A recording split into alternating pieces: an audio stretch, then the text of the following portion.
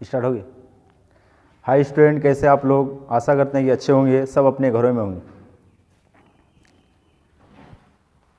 तो कल हम लोग एक चैप्टर क्लियर किए थे मैथ में, परिमेय संख्या।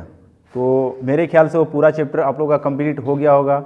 अगर आप उसमें आप लोग का कोई भी प्रॉब्लम होगा तो आप लोगों को बोला गया था कि आप लोग व्हाट्सएप में जब होमवर्क भेजेंगे तो उसमें अपना सवाल को लिख के आप लोग भेज सकते हैं। तो आज हम लोग एक नया चैप्टर पढ़ेंगे। ये भी बहुत ही महत्वपूर्ण चैप्टर है आप लोग के गणित का, वर्ग तथा वर्गमूल। ये शायद आप लोग का तीसरा चैप्टर होगा आपके गणित का, जो कि ये बहुत ही अच्छा चैप्टर है किसी भी क्लास के लिए, जिसको हम लोग अच्छा से जानेंगे। तो यहाँ पे दो वर्ड है हम लोग के पास, वर्ग तथा वर्गमूल। तो अब दोनों के बारे में हम लोग जानेंगे। तो सबसे पहले वर्ग के बारे में जानते हैं। अगर गणित में देखा जाए तो वर्ग शब्द का प्रयोग गणित में दो जगह पे हुआ है, एक ज्योमेट्री में हुआ है और एक अभी जो जिस चैप्टर में हम लोग पढ़ रहे हैं। तो यहाँ पे वर्ग के बारे में लिखा हुआ क्या कि एक ही प्रकार के संख्या के युग्म के गुणनफल को उस संख्या का वर्ग कहते हैं। अब यहाँ पे एक वर्ड आया क्या, युग्म। युग्म का अर्थ होता है क्या, जोड़ा। मतलब क्या कि एक से अधिक सम संख्या का युग्म कहलाता है। यानी कि कोई भी संख्या को अगर हम लोग लगातार दो बार गुना करें तो वही कहलाता है युग्म। तो जैसे यहाँ पे एक का वर्ग मतलब एक को दो बार गुना करना, तो एक गुना एक। अब इसको कैसे पढ़ेंगे, एक पे घात दो या फिर एक का स्क्वायर बराबर क्या हो जाएगा, एक। उसी प्रकार से दो का वर्ग मतलब कि दो गुना दो, दो समान संख्या का एक युग्म बन रहा है। जब दोनों को गुना करेंगे तो दो दुना चार। इसको पढ़ेंगे क्या, दो का स्क्वायर या फिर दो पे घात दो। तीन का वर्ग मतलब तीन गुना तीन इक्वल टू तीन पे घात दो बराबर तीन तिये नौ। इसी प्रकार से आप लोगों को 100 तक लिखना है ताकि आप लोगों को अच्छा से याद हो जाए। और हम लोग 100 का वर्ग करेंगे, 100 का वर्ग बराबर 100 गुना 100 बराबर कितना हो जाएगा, बराबर 10,000। तो इसी प्रकार से आप लोगों को 100 तक का लिखना है। तो आई होप कि वर्ग के बारे में आप लोगों को समझ में आ गया होगा। अब हम लोग आगे चलते हैं।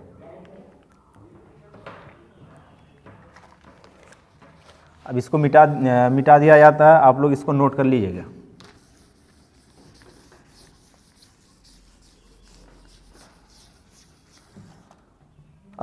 अब हम लोग इसमें जानेंगे क्या कि 0 से 9 तक के वर्ग संख्या का इकाई का अंक, इकाई का अंक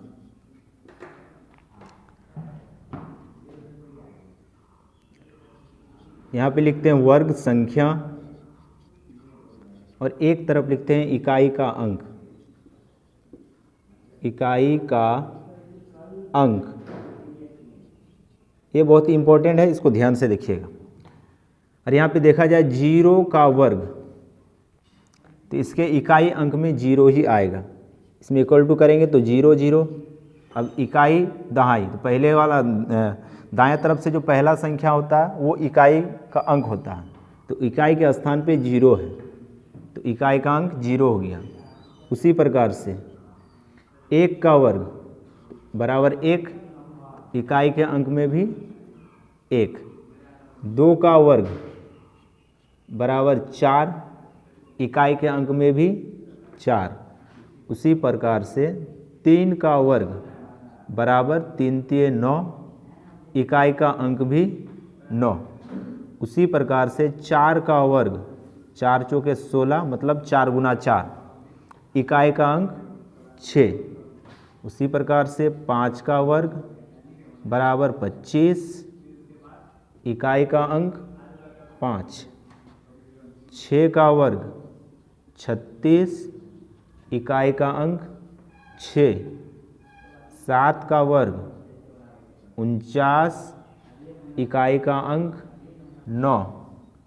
8 का वर्ग 64, इकाई का अंक 4। 9 का वर्ग 81, इकाई का अंक 1। आपको इसी प्रकार से याद रखना है। ये चीज़ अगर आपको याद हो गया तो आगे और चीज़ को समझने में आसानी होगी आई होप कि ये चीज़ आप लोगों को समझ में आ गया होगा कि अगर 0 को 2 बार गुना करेंगे तो इकाई के अंक में 0 आएगा, 1 को 2 बार गुना करेंगे तो इकाई के अंक में 1 आएगा। उसी प्रकार से अगर लास्ट तक देखें तो 9 का वर्ग 81, इकाई का अंक 1। तो यहाँ पे 0 से लेकर 9 तक जो संख्या लिखा हुआ है ये किसी भी संख्या के अंत में आता है। जब उसका वर्ग किया जाएगा तो उसके इकाई के अंक में यही चीज़ आ सकता है, वो संख्या चाहे जितना बड़ा हो जाए। तो ये चीज़ आप लोगों को शायद समझ में आ गया होगा। अब हम लोग आगे चलते हैं और इससे संबंधित कुछ उदाहरण को देखते हैं, तब थ्योरी फिर से हम लोग आगे देखेंगे।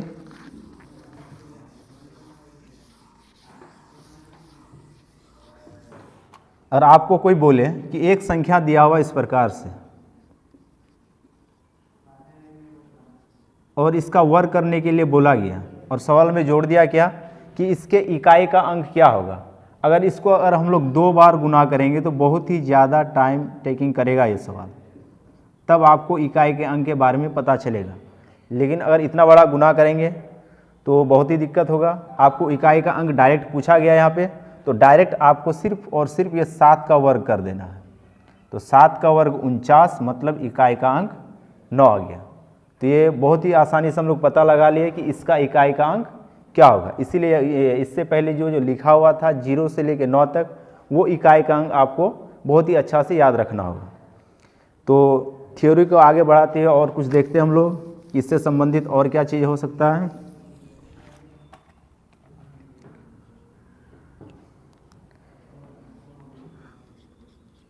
अब तीसरे पॉइंट की ओर चले हम लोग। तो वर्ग से संबंधित कुछ तथ्य, वर्ग से संबंधित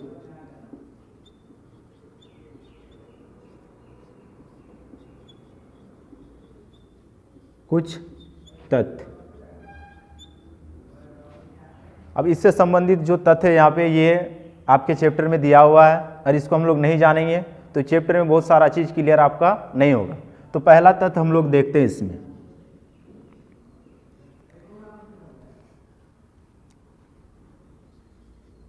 दो संख्याओं के वर्गों का अंतर, मतलब अगर एक संख्या a है इसका वर्ग माइनस एक संख्या b है इसका वर्ग, तो हम लोग बराबर लिख सकते हैं क्या कि पहला संख्या प्लस दूसरा संख्या इंटू पहला संख्या माइनस दूसरा संख्या। अब यहाँ पे ध्यान दीजिएगा, ये सवाल को हम लोग 2 तरीक़ा से बना सकते हैं। जैसे कि मान लेते हैं 4 कोई संख्या है इसका वर्ग माइनस 3 कोई संख्या है इसका वर्ग, तो हम लोग डायरेक्ट वर्ग करके इसका आंसर निकाल सकते हैं। तो 4 चौके 16 माइनस 3 3 9, जब इसको घटाएंगे तो बराबर में हम लोग का 7 आएगा। अब इस सवाल को अगर इस माध्यम से बनाएंगे तो भी आसानी से बनेगा। तो ध्यान से देखिएगा, a के यहाँ पे 4 प्लस b के स्थान पे 3 इंटू a के स्थान पे 4 माइनस b के स्थान पे 3, 4 और 3 7 गुना 4 में से 3 चला गया 1, तो बराबर 7 फिर से प्राप्त हो गया। अब यहाँ पे ये सवाल है कि जब हम लोग वर्ग ही पढ़ रहे हैं तो उसको 2 बार गुना करके क्यों नहीं लिखेंगे। तो ये बात बिल्कुल सही है, लेकिन अगर संख्या बड़ा संख्या आ जाए, मतलब कि एक ऐसा संख्या जिसमें आपको गुना करने में दिक्कत हो, वो कम्प्लेक्स टाइप का लगे, तो आपको इसी माध्यम से हल करना है, वो सवाल आसानी से बन सकता है।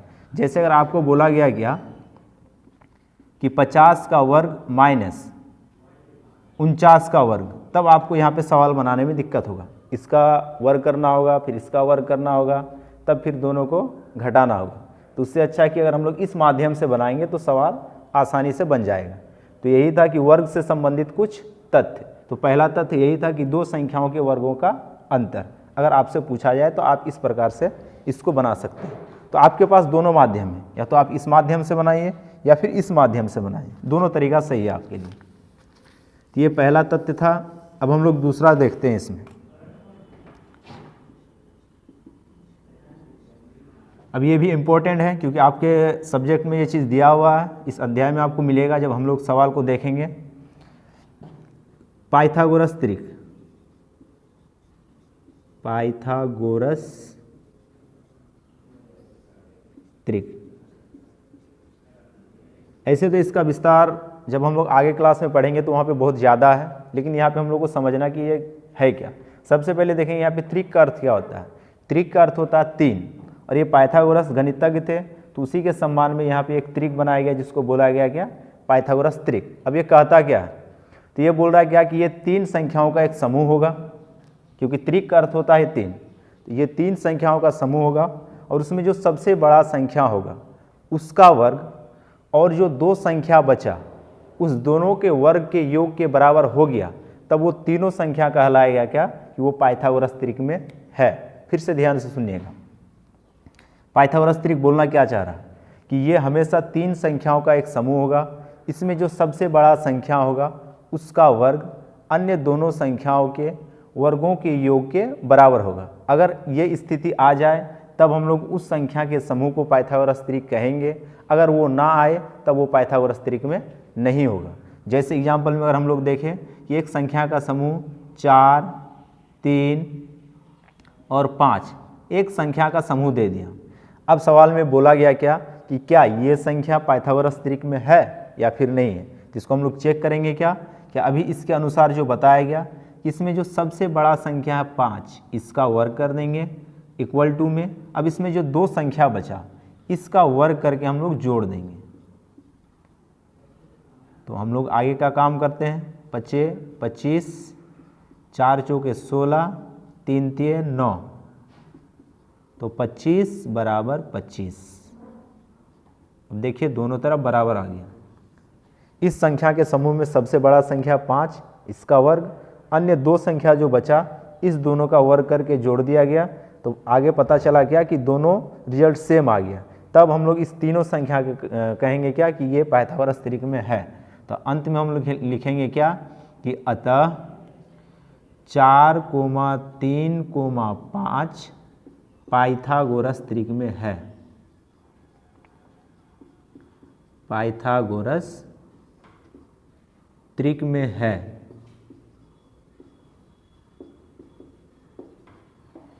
तो आई होप कि आप लोगों को यहाँ तक समझ में आ गया होगा। अब आगे हम लोग कुछ तथ्य देखते हैं।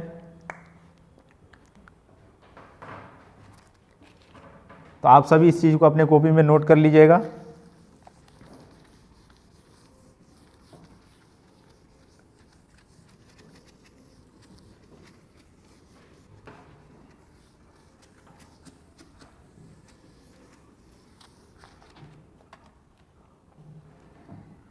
अब तीसरा पॉइंट देखें तो वर्ग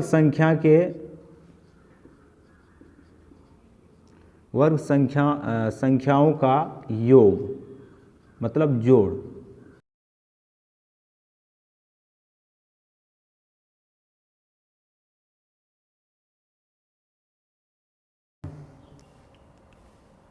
तो हम लोग 3 नंबर में देखेंगे कि लगातार संख्याओं का योग। अब इसमें देखिए, मान लेते 1, 2, 3 ये लगातार संख्या है। जब इसको जोड़ेंगे हम लोग तो 3 2 5 और 1 6 प्राप्त होता है। इसी प्रकार से ये लगातार प्राकृत संख्या था।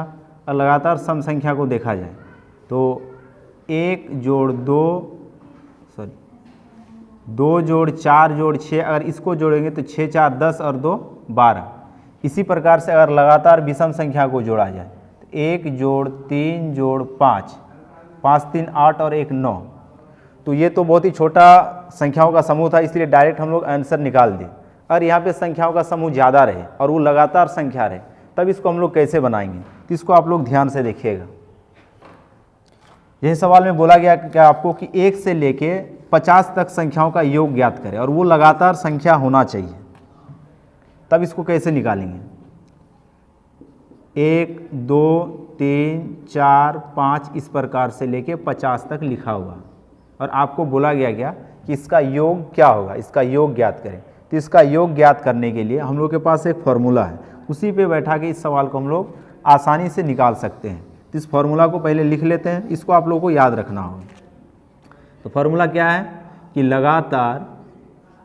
लगातार प्राकृत संख्याओं का योग, प्राकृत संख्याओं का योग बराबर सूत्र होता है क्या, n × n + 1। बाई 2, ये लगातार प्राकृत संख्याओं का योग होता है। अब इसको एग्जाम्पल से समझते हैं। जैसे मान लीजिए क्या कि आपको लगातार प्राकृत संख्या दे दिया 1 जोड़ 2 जोड़ 3 जोड़ 4, और आपको बोला गया क्या कि इसका योग क्या होगा, तो इसको हम लोग डायरेक्ट जोड़ेंगे क्या कि 4 3 7 और 2 9 और 1 10। अब इस चीज़ को इस फॉर्मूला पे हम लोग बैठाते हैं कि सही होता है कि नहीं होता। n मतलब होता है क्या कि लगातार कितना संख्या है, मतलब कि ये गिनती में कितना संख्या। तो सबसे पहले इसको गिनेंगे, 1 2 3 4, टोटल 4 संख्या है, तो n के स्थान पे बैठेगा 4। अब ब्रैकेट के अंदर हम लोग देखेंगे n के स्थान पे 4 प्लस 1 और बाई में 2 है। अब इसको हल करते हैं हम लोग, 4 गुना 5 बाई में 2 है, तो अब इसको हम लोग भाग देते हैं, 2 दूना 4 तो 5 दूना 10। हम लोग के पास सेम रिजल्ट आ गया। तो हम लोग को इसी फॉर्मूला के माध्यम से इस सवाल को हल करना था, क्योंकि अगर संख्या का समूह ज़्यादा हो जाएगा तब हम लोग ऐसे जोड़ नहीं सकते हैं, उसको इसी माध्यम से हल करना होगा। तो ये लगातार प्राकृत संख्याओं का योग था, ये आप लोगों को समझ में आ गया होगा। अब हम लोग लगातार सम संख्याओं का योग देखते हैं। लगातार सम संख्याओं का योग, लगातार सम संख्याओं का योग। अब इसके लिए क्या फॉर्मूला आएगा, सबसे पहले 1 2 एग्जाम्पल देखते हैं, तब इसको फॉर्मूला में हम लोग सेट कर सकते हैं। जैसे मान लीजिए क्या कि 2 जोड़ 4 जोड़ 6, अब इसको जोड़ते हैं, 6 4 10 और 2 12, ये लगातार सम संख्याओं का योग है। अब इसको हम लोग कैसे बनाएंगे, सूत्र के माध्यम से। अब इसको भी हम लोग देख लेते हैं यहाँ पे, n इंटू n प्लस 1, ये आसान सूत्र होता है, ये लगातार सम संख्याओं का वर्ग होता है। अब इस सूत्र में बैठा के देखते हैं, पहले ही बता चुके हैं क्या कि n यहाँ पे संख्या को दर्शाता है, तो इसमें टोटल संख्या है कितना, 1 2 3, तो n के स्थान पे 3 बैठ जाएगा और ब्रैकेट के अंदर फिर n के स्थान पे 3 और प्लस में 1। अब इसको हल करेंगे तो 3 गुना 4 तो 4 दिए 12, तो हम लोग के पास रिजल्ट आ गया। तो फिर बात यहाँ पे वही आता है कि अगर संख्या का समूह ज़्यादा आ जाए तब आपको इसी सूत्र के माध्यम से बनाना है, क्योंकि अगर आप इस प्रकार से जोड़ेंगे तो टाइम टेकिंग बहुत ही ज़्यादा करेगा। तो आई होप कि आपको ये दोनों चीज़ समझ में आ गया होगा। अब इसमें और एक तीसरा सूत्र बचता है क्या कि विषम संख्याओं का योग। अगर संख्या लगातार विषम संख्या में रहा तब उसका योग हम लोग कैसे करेंगे, तो इसको भी हम लोग देख लेते हैं यहाँ। तो लगातार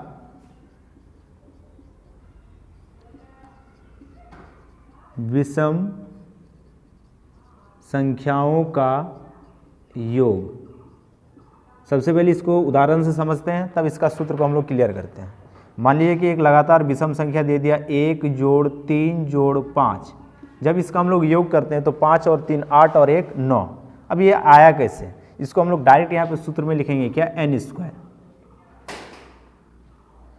अब देखिए वही बात है कि यहाँ पे n संख्या को दर्शाया गया, तो टोटल संख्या कितना है 1 2 3, तो n के यहाँ पे 3 कर देंगे, 3 का वर्ग 3 3 9, तो हम लोग के पास डायरेक्ट रिजल्ट आ गया कि लगातार विषम संख्या चाहे जितना भी लिखे, अगर संख्या पता रहे कि टोटल विषम संख्या है कितना, उसका डायरेक्ट वर्ग करेंगे तो निकल जाएगा लगातार विषम संख्याओं का योग। तो आई होप कि ये तीनों सूत्र आप लोगों को बहुत अच्छा से समझ में आ गया होगा, क्योंकि आपके सिलेबस में ये सूत्र है। जिस चैप्टर को अभी हम लोग पढ़ेंगे उसमें ये तीनों प्रकार के सूत्र का प्रयोग होगा।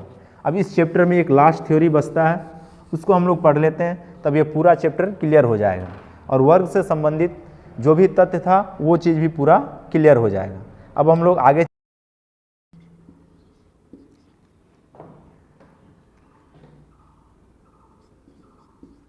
विषम संख्या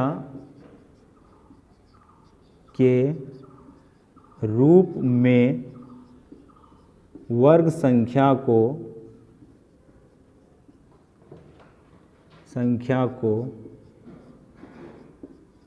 पहचानना।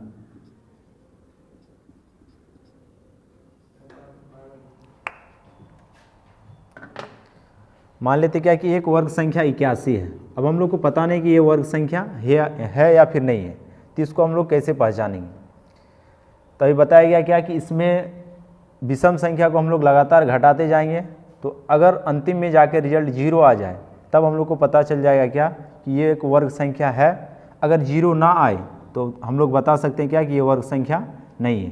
तो जैसे 81 में से अगर हम लोग एक विषम संख्या 1 को घटाएं, ये पहला विषम संख्या है, तो हम लोग के पास रिजल्ट में 0 आएगा, 80 आएगा। अब इस 80 में से दूसरा विषम संख्या 3 को घटाएंगे तो हम लोग के पास रिजल्ट आ जाएगा 77। इस 77 में से अगला विषम संख्या 5 को घटाएंगे तो 72 रिजल्ट में आएगा। उसी प्रकार से ये क्रिया चलते रहेगा। 65 आएगा। इस 65 में से हम लोग 9 को घटाएंगे तो रिजल्ट में आ जाएगा हम लोग के पास 56। उसी प्रकार से 56 में से 11 को घटाएंगे तो रिजल्ट में 45 आएगा। और ये क्रिया अंतिम तक करेंगे जब तक 0 ना आ जाए। इस 32 में से 15 को घटाएंगे तो रिजल्ट में 17 आएगा। इस 17 में से 17 को घटाएंगे तो अंतिम में 0 आएगा। तो अब हम लोग बता सकते हैं क्या कि 81 एक पूर्ण वर्ग संख्या है। तो अंतिम में इसी चीज़ को लिखेंगे कि अतः 81 एक पूर्ण वर्ग संख्या है। तो इसी को नाम क्या दिया गया कि विषम संख्या के रूप में वर्ग संख्या को पहचानना। तो हम लोग विषम संख्या के माध्यम से ये चीज़ का पता लगा लिए क्या कि 81 एक वर्ग संख्या है। तो इसमें क्या किया कि 81 में लगातार विषम संख्या को घटाते गए, घटाने के बाद जो रिजल्ट आया उसमें से विषम संख्या को हम लोग अंतिम तक घटाए तो अंतिम में जाके हम लोग के पास 0 प्राप्त हुआ। अगर 0 प्राप्त हो गया तब हम लोग बता सकते हैं क्या कि जिस संख्या को हम लोग वर्ग संख्या माने थे वो वर्ग संख्या है। तो आई होप कि आप लोगों को पूरा थ्योरी ये समझ में आ गया होगा। तो आप लोगों का वर्ग संख्या से संबंधित ये पूरा थ्योरी कंप्लीट होता है। अब इसमें और एक वर्ड था वर्गमूल, इसको हम लोग आगे क्लास में देखेंगे क्योंकि आपके सिलेबस में इससे संबंधित 2 चैप्टर है। एक चैप्टर वर्ग तथा दूसरा चैप्टर है वर्गमूल। तो आज हम लोग वर्ग से संबंधित जितना भी थ्योरी था इसको समाप्त कर दिए। तो इससे संबंधित अब आपके सिलेबस में जो सवाल है उसको हम लोग देखेंगे और प्रत्येक प्रश्न से एक एक सवाल को हल करेंगे और आपका जो भी दिक्कत होगा उसमें वो आप फिर व्हाट्सएप के माध्यम से पूछ सकते हैं और उसको फिर से क्लियर किया जाएगा।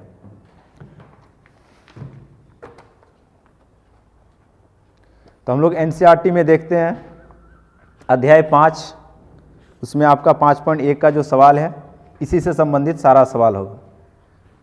तो ये सारा चीज़ को रेज कर देते हैं। इसमें जो भी दिक्कत होगा आप वीडियो को रोक के इससे देख सकते हैं।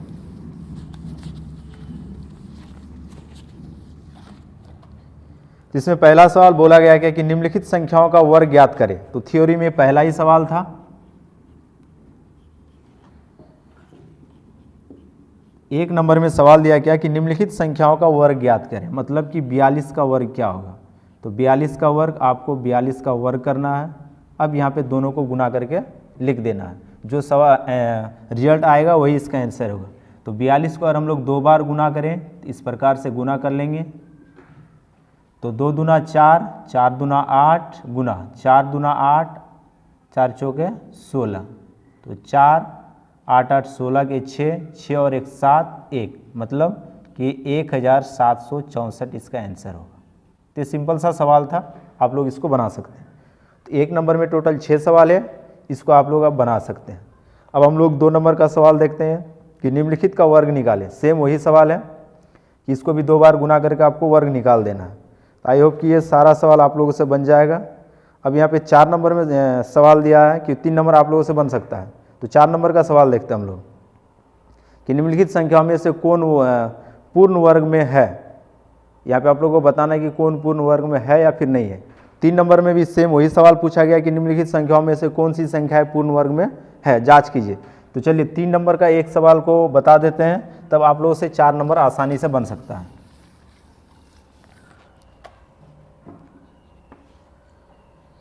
तो 3 नंबर में जो सवाल दिया है कि 256, अब आपको बताना है क्या कि ये वर्ग संख्या है या फिर नहीं है। तो इसको हम लोग कैसे चेक करेंगे। तो इसको चेक करने के लिए इस संख्या का सबसे पहले आपको गुणनखंड करना होगा।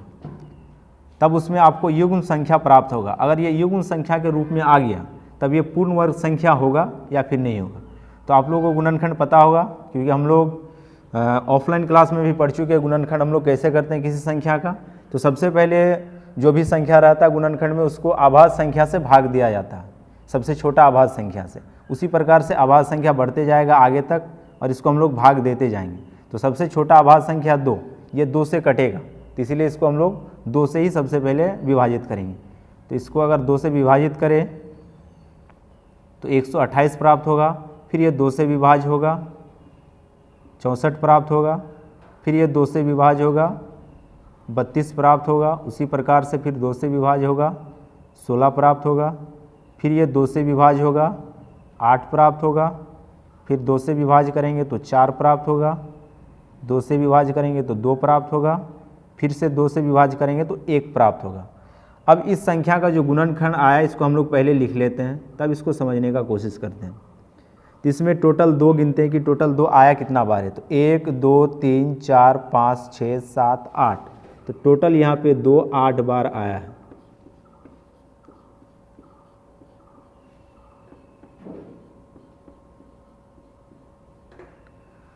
अब इसको हम लोग युग्म के रूप में परिवर्तन करते हैं। तो यहाँ पे 2 बार आ चुका है, फिर से 2 बार आया है, फिर से 2 बार आया है, फिर से 2 बार आया है, मतलब कि समान संख्याओं का ये लगातार युग्म बना रहा है। तब हम लोग कह सकते हैं क्या कि अतः 256 वर्ग संख्या है, वर्ग संख्या है। अगर ये युग्म के रूप में नहीं आता तो हम लोग इसको नहीं बोल सकते हैं क्या कि ये वर्ग संख्या है, क्योंकि परिभाषा में यही चीज़ लिखाया गया कि लगातार समान संख्याओं का युग्म आना चाहिए। अगर ये समान संख्या का युग्म आएगा तो वर्ग संख्या होगा, अगर नहीं आएगा तो वर्ग संख्या नहीं आएगा होगा। तो आई होप कि ये चीज़ आपको समझ में आ गया होगा। अब आगे का कुछ सवाल देखते हैं हम लोग और इस पूरा चैप्टर को सॉल्व करने का कोशिश करते हैं।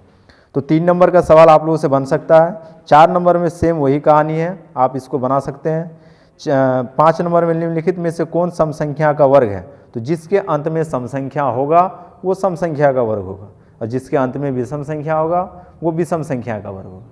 6 नंबर में अगर सवाल को देखें कि निम्नलिखित संख्याओं में से कौन सी पूर्ण वर्ग संख्या है, तो आपको इसी माध्यम से फिर से उसको जांच लेना है। अब 7 नंबर में कोष्टक में सही संख्या को लिखिए। अब ये 7 नंबर सवाल को देखते हैं, ये बहुत ही अच्छा सवाल है।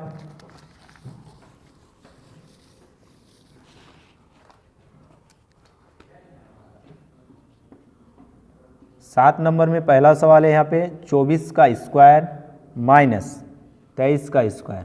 अब बताया गया कि ये कोष्ट में क्या आएगा, तो इसके बारे में हम लोग पहले भी पढ़ चुके हैं कि इस दोनों का वर्ग करके आप घटा सकते हैं तो भी रिजल्ट आएगा, या फिर ए स्क्वायर माइनस बी स्क्वायर में जो फॉर्मूला लिखाया गया उससे भी आप बना सकते हैं। तो चलिए हम लोग उसी माध्यम से बनाते हैं क्या कि ए स्क्वायर माइनस बी स्क्वायर बराबर हम लोग के पास फॉर्मूला आया था क्या, ए प्लस बी इंटू ए माइनस बी। अब यहाँ पे देखते हैं ए के स्थान पे 24 है तो 24 को रख देते हैं, बी के स्थान पे 23 है तो इसको यहीं पे रख देते हैं, इंटू ए के स्थान पे 24 माइनस 23, 24 और 23 47 गुना 1 बराबर 47, मतलब कि इस कोष्ट में हम लोग को 47 डालना होगा। बहुत ही आसान सवाल था, आप लोगों को ये चीज़ समझ में आ गया होगा। अब हम लोग 8 नंबर में चलते हैं, तो आप लोग वीडियो को रोक के इसको उतार लीजिएगा। 7 नंबर में जितना भी सवाल है अब आप लोगों से ये बन सकता है। अब हम लोग 8 नंबर का एक सवाल को देखते हैं। 8 नंबर का जो थ्योरी लिखाया गया वहाँ पे कि पाइथागोरस त्रिक, उसी से संबंधित ये सवाल है कि निम्नलिखित में से कौन सा त्रिक पाइथागोरस त्रिक है और कौन नहीं है। तो इसके बारे में पहले भी वहाँ पे बता दिया गया है। तो चलिए एक सवाल को हम लोग यहाँ से देखते हैं कि इसमें बहुत सारा सवाल है, किसी भी एक सवाल को उठाते हैं यहाँ से। तो 6 8 10 ये संख्याओं का समूह है। अब आपको बताना है क्या कि ये पाइथागोरस त्रिक में है या फिर नहीं है। तो पाइथागोरस त्रिक में बताया क्या गया कि इसमें जो सबसे बड़ा संख्या है इसका वर्ग करेंगे, तो सबसे बड़ा संख्या 10 था, इसका वर्ग कर दिए। अब जो 2 संख्या बचा 6 का वर्ग प्लस 8 का वर्ग, अब देखते हैं ये बराबर होता है कि नहीं होता। 1 का वर्ग 100 होता है बराबर 6 का वर्ग 36 प्लस 8 का वर्ग 64। अब आगे देखते हैं हम लोग, 100 बराबर 100, मतलब कि सबसे बड़ा संख्या का वर्ग अन्य दोनों संख्याओं के वर्गों के योग के बराबर हो चुका है। तो अब हम लोग कह सकते हैं क्या कि 6, 8 और 10 पाइथागोरस त्रिक में है। तो अंतिम में लिखेंगे क्या कि अतः 6, 8, 10 पाइथागोरस त्रिक में है।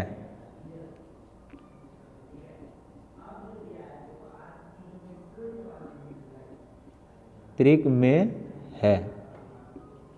तो आई होप कि ये चीज़ आप लोगों को समझ में आ गया होगा।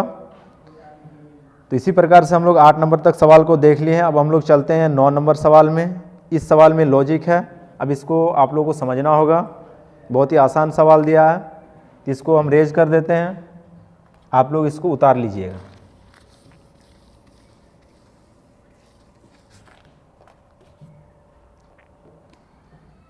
तो 9 नंबर सवाल देखा जाए तो यहाँ पे एक पैटर्न को फॉलो कर रहा है, मतलब कि एक विशेष रूप में इस सवाल को दर्शाया गया है। इसमें लिखा गया क्या कि निम्नलिखित प्रतिरूप का प्रेक्षण करके छुटी हुई संख्याओं को ज्ञात करें। तो यहाँ पे सवाल को पहले लिखते हैं, 1 का वर्ग प्लस 2 का वर्ग प्लस फिर से 2 का वर्ग और इक्वल टू में 3 का वर्ग दे दिया है। उसी प्रकार से अगला पैटर्न है क्या, 2 का वर्ग प्लस 3 का वर्ग प्लस 6 का वर्ग और बराबर में यहाँ पे 7 का वर्ग दिया है। अगर आगे का पैटर्न देखें हम लोग तो 3 का वर्ग प्लस 4 का वर्ग प्लस 12 का वर्ग बराबर में 13 का वर्ग दे दिया है। अब आगे देखें हम लोग तो 4 का वर्ग प्लस अब यहाँ पे ये रिक्त स्थान दिया है। अब यहाँ पे क्या आएगा, ये आपको भरना होगा। प्लस में फिर से यहाँ पे एक रिक्त स्थान दे दिया है। फिर आगे हम लोग देखें तो बराबर में 21 का वर्ग दिया है। उसी प्रकार से अगर हम लोग आगे देखें तो 5 का वर्ग प्लस 6 का वर्ग प्लस फिर से यहाँ पे एक खाली स्थान दे दिया है और बराबर में 31 का वर्ग दिया हुआ है। उसी प्रकार से अंतिम में देखें तो 6 का वर्ग प्लस में 7 का वर्ग प्लस फिर से खाली स्थान दिया है यहाँ पे और बराबर में भी खाली स्थान दिया। अब इस खाली स्थान में आप लोगों को संख्या को भरना है, ये जो रिक्त स्थान दिया हो। तो पहले पैटर्न को देखते हैं, 1 का वर्ग 2 का वर्ग 2 का वर्ग बराबर 3 का वर्ग। चलिए इसमें क्लियर नहीं हो रहा तो दूसरा पैटर्न को देखते हैं। 1 के बाद 2 है, उसके बाद 3, 3 के बाद 6 और फिर 7 दिया। तो यहाँ पे क्या क्या होगा, 2 के बाद 3 आया, इस दोनों का गुना करके यहाँ पे 6 बैठा है और 6 में 1 बढ़ा के तब बराबर में 7 दिया है। उसी प्रकार से आगे देखें तो 3 के बाद 4 आया है, दोनों को गुना करके 12 लाया है यहाँ पे और फिर 12 के बाद 13 है। उसी प्रकार से नीचे देखें तो 3 के बाद 4 आया, तो 4 के बाद यहाँ पे 5 का वर्ग होगा। अब इस दोनों को गुना करके इस घर में बैठा है जैसे पहले वाला पैटर्न में था, तो 5 चौके 20 का वर्ग, अब बराबर में फिर 21 का वर्ग। तो ये पैटर्न पूरा फॉलो कर रहा है। अब फिर आगे देखें तो 5 के बाद 6 है, अब इस दोनों का गुना यहाँ पे बैठेगा, तो 6 5 30 का वर्ग और बराबर में तब फिर 31 का वर्ग दिया हुआ है। उसी प्रकार से लास्ट वाला पैटर्न में 6 का वर्ग 7 का वर्ग, तो 6 गुना 7 तो 7 छके 42 का वर्ग यहाँ पे बैठेगा और बराबर में इसमें 1 बढ़ा के वर्ग किया है। तो आई होप को ये पूरा जो पैटर्न था आपको समझ में आ गया होगा। आप वीडियो को रोक के इसको 1-2 बार देखिएगा, पूरा कॉन्सेप्ट आपके माइंड में बैठ जाएगा। तो चलिए इसको अब रेज करते हैं हम लोग। अब आगे देखते हैं हम लोग 10 नंबर जो सवाल यहाँ पे दिया हुआ इसको हल करने का कोशिश करते हैं हम लोग। तो 10 नंबर में जो सवाल लिखा उसको पहले पढ़ते हैं, तब इसको समझने का कोशिश करते हैं। इसमें लिखा हुआ क्या कि विषम संख्याओं के क्रमिक घटाव की क्रिया द्वारा निम्नलिखित संख्याओं की जांच करें कि कौन सी संख्या पूर्ण वर्ग संख्या है। तो लास्ट जो थ्योरी हम लोग पढ़े उसी के ऊपर ये बेस्ड सवाल है। तो 10 नंबर का हम लोग 2 नंबर में जो सवाल दिया इसको हल करने का कोशिश करते हैं। 121 दिया हुआ है। अब आपसे पूछ रहा है क्या कि ये वर्ग संख्या है या फिर नहीं है। तो हम लोग गुणनखंड के माध्यम से भी इसको चेक कर सकते हैं या फिर जो विषम संख्या का जो लास्ट वाला जो कॉन्सेप्ट था उसी के माध्यम से इसको हल करेंगे। तो सबसे पहले विषम संख्या इसमें से 1 घटाएंगे हम लोग, तो आ जाएगा हम लोग के पास 120। फिर इस 120 में से हम लोग 3 को घटाएंगे तो हम लोग के पास आ जाएगा 117। फिर 117 से 5 को घटाएंगे तो हम लोग के पास रिजल्ट में आएगा 112। इसी प्रकार से हम लोग इससे 7 को घटाएंगे तो हम लोग के पास रिजल्ट आ जाएगा 105। इस 105 में से 9 को घटाएंगे हम लोग, तो हम लोग के पास आ जाएगा यहाँ पे रिजल्ट में आ जाएगा 96। इस 96 में से 11 को घटाएंगे तो रिजल्ट में हम लोग के पास आएगा 85। 85 में से फिर से लगातार विषम संख्या 13 को घटाएंगे तो हम लोग के पास रिजल्ट में 72 आएगा। इस 72 में से लगातार विषम संख्या 15 को घटाएंगे तो हम लोग के पास रिजल्ट में आ जाएगा 57। इस 57 में से हम लोग 17 को घटाएंगे तो हम लोग के पास रिजल्ट में 40 आएगा। इस 40 में से 19 को घटाएंगे तो हम लोग के पास रिजल्ट में 21 आएगा। इस 21 में से लगातार विषम संख्या 21 को घटाएंगे तो अंतिम में हम लोग के पास रिजल्ट 0 आ गया। तो अब हम लोग कह सकते हैं क्या कि लगातार विषम संख्या को घटाने के बाद रिजल्ट 0 आया। अगर 0 आ गया तब 121 हम लोग का एक वर्ग संख्या है। अगर यहाँ पे 0 नहीं होता तो हम लोग कह सकते थे क्या कि ये एक विषम संख्या नहीं होगा। तो अब इसको हम लोग लिखेंगे अंतिम में जाके। तो अंतिम में लिखना क्या होगा कि अतः 121 पूर्ण वर्ग संख्या है। पूर्ण वर्ग संख्या है। तो आई होप कि ये चीज़ आप लोगों को समझ में आ गया होगा। तो 10 नंबर में टोटल 4 सवाल है, चारों सवाल को आप लोगों को बनाने का कोशिश करना होगा। अब आगे का सवाल देखते हैं हम लोग 11 नंबर में। निम्नलिखित संख्याओं में से किन किन संख्या का वर्ग विषम संख्या है। तो इससे पहले भी आप लोगों को बताया कि अगर इकाई का अंक में सम संख्या है तो वो सम संख्या का वर्ग होगा, अगर इकाई के अंक में विषम संख्या है तो वो विषम संख्या का वर्ग होगा। तो आप लोग इससे निकाल सकते हैं इस सवाल को। अब 12 नंबर का सवाल देखते हैं हम लोग। यहाँ पे दे दिया क्या कि योग संक्रिया किए बिना योगफल ज्ञात कीजिए। तो ये जो हम लोग तीसरा नंबर का जो थ्योरी पढ़े थे लगातार संख्याओं का योग, उसी से ये सवाल को पूछा गया है। इसको रेज कर देते हैं और आगे का सवाल हम लोग देखते हैं।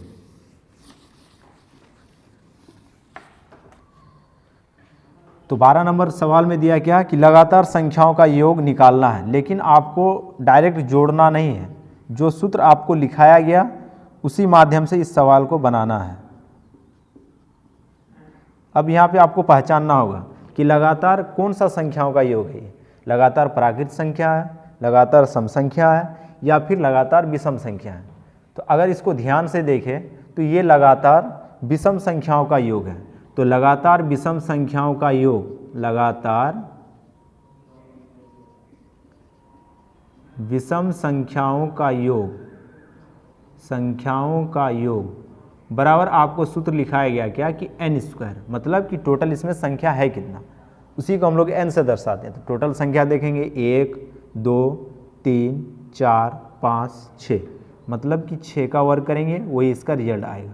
तो 6 गुना 6 36। और आप इसको इस प्रकार से भी जोड़ेंगे तो भी 36 ही प्राप्त होगा। तो आपको उस प्रकार से सवाल को नहीं बनाना। सवाल में बोल दिया गया क्या कि सवाल को आपको इसी प्रकार से बनाना, लगातार आपको जोड़ना नहीं है। तो आई होप कि ये 12 नंबर सवाल भी आपको समझ में आ गया होगा। इसमें टोटल 4 सवाल है, आप इसको बनाने का कोशिश कीजिएगा। अब इस चैप्टर का 13 नंबर का सवाल देखते हैं। इसमें लिखा गया क्या कि निम्नलिखित संख्याओं के वर्गों के इकाई के अंक क्या होंगे।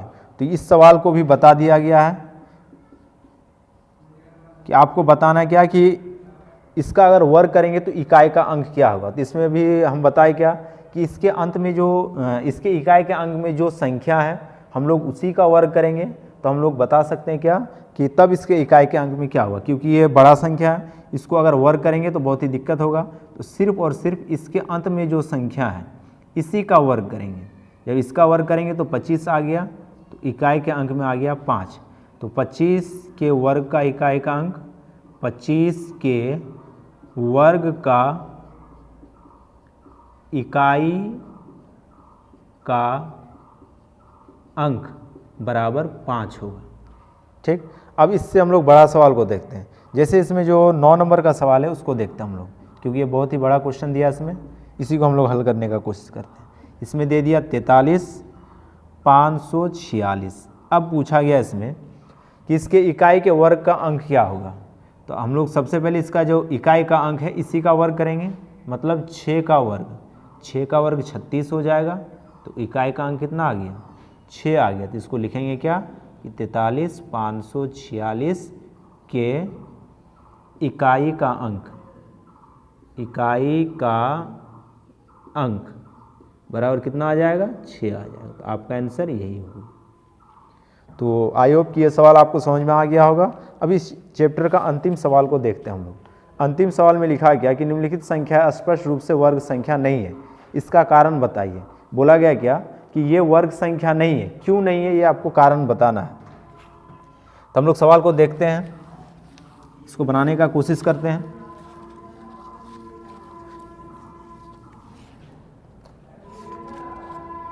तो इसमें 14 नंबर में जो पहला नंबर का सवाल दिया हुआ है 1052। अब पूछा गया आपसे कि क्या ये वर्ग संख्या है, तो वर्ग संख्या ये नहीं है, तो क्यों नहीं है आपको कारण बताना है। तो अगर हम लोग पहला कॉन्सेप्ट को देखें 1 नंबर में, तो उसमें लिखा हुआ था क्या कि 0 से लेके 9 तक का वर्ग। तो उसमें जितना भी संख्या आया था वर्ग के इकाई के अंक में, वहाँ पे कहीं पे भी 2 नहीं आया था। तो मतलब यहाँ से हम लोग को एक चीज़ पता चल गया क्या कि किसी भी संख्या का अगर वर्ग करेंगे तो उसके इकाई के अंक में कभी भी 2 नहीं आ सकता है, जबकि यहाँ पे 2 दिया हुआ है। तो इसी शब्द को हम लोग यहाँ पे लिख देंगे, अतः 1052 एक वर्ग संख्या नहीं है, एक वर्ग संख्या नहीं है, क्योंकि इसके इकाई के अंक में, इकाई के स्थान पर 2 स्थित है। और ये चीज़ हम लोग को पता है कि जब हम लोग 0 से लेके 9 तक का वर्ग किए थे तो उसके इकाई के स्थान पे कहीं पे भी 2 नहीं आया था, इसीलिए ये वर्ग संख्या नहीं हो सकता है। तो हम लोग ये चीज़ को याद रखेंगे कि किस वर्ग संख्या के अंत में, किसी भी वर्ग संख्या के अंत में कौन कौन सा संख्या नहीं आ सकता है। तो किसी भी वर्ग संख्या के अंत में 2 नहीं आ सकता है, 3 नहीं आ सकता है, ना ही 7 आ सकता है, और ना ही 1 0 आ सकता है। कम से कम 2 0 होना चाहिए। और किसी भी वर्ग संख्या के अंत में या फिर किसी भी संख्या के अंत में इतना चीज़ आ रहा है तो वो कभी भी वर्ग संख्या नहीं होगा। इस चीज़ को आप लोगों को अच्छा से याद रखना होगा। किसी भी वर्ग संख्या के अंत में ना ही 2 आ सकता है, ना ही 3 आ सकता है, ना ही 7 आ सकता है, ना ही 1 0 आ सकता है, और ना ही 8 आ सकता है। ये भी चीज़ है इसमें, और इसमें 8 भी नहीं आएगा। तो टोटल इतना संख्या को आपको अच्छा से याद रखना होगा कि किसी भी संख्या के अंत में अगर इतना संख्या आ रहा तो कभी भी वर्ग संख्या नहीं हो सकता। हाँ, अगर इसके अलावा कोई संख्या आ रहा है तो हम लोग उसको कह सकते हैं कि ये वर्ग संख्या होगा। उसको हम लोग जांच करेंगे तब पूरा क्लियर होगा। अगर डायरेक्ट इतना ये संख्या सब आ रहा है तो हम लोग डायरेक्ट बता सकते हैं क्या कि ये वर्ग संख्या नहीं होगा। तो आई होप कि ये पूरा सवाल आपको समझ में आ गया होगा, और जितना भी थ्योरी था ये चीज़ भी आपको समझ में आ गया होगा। तो इस चैप्टर को पूरा आपको बनाना है और उसके बाद फिर व्हाट्सएप के माध्यम से आपको होमवर्क को भेज देना है। जो सवाल आपको समझ में नहीं आएगा तो व्हाट्सएप के माध्यम से आप इसको पूछ सकते हैं। तो आज के लिए वीडियो को यहीं पे समाप्त करते हैं। धन्यवाद।